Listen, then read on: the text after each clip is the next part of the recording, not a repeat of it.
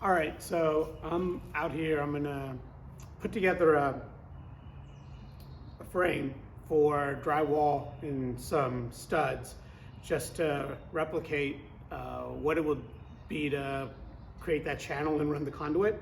So it'll be sort of a demonstration of the Wireshark method versus the traditional method.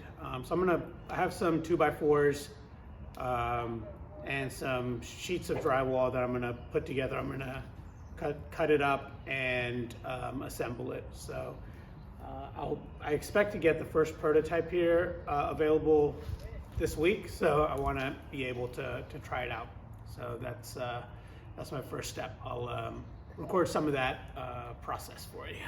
Okay.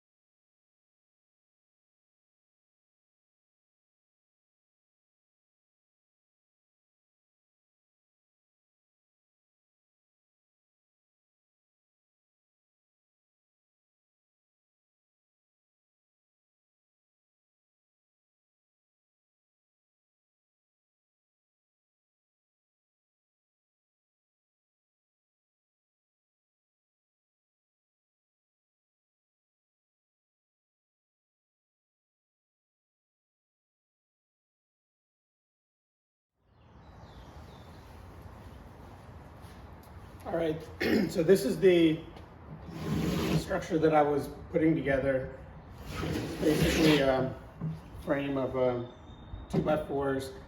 I'm gonna add one more vertical piece to simulate having to run wire horizontally.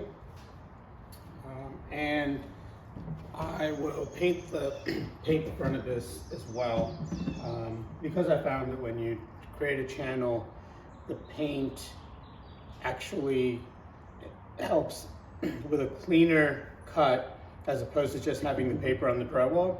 So I'll do that, and the next step is going to be, once I have the prototype, is to actually create the channel, put the conduit inside, and mud over. So I'll probably have like different phases of it on this sample, or I might make another one of these.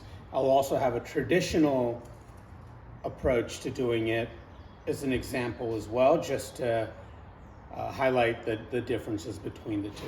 So turned out all right, and that's it for now. So the next one will probably be once I have the prototype.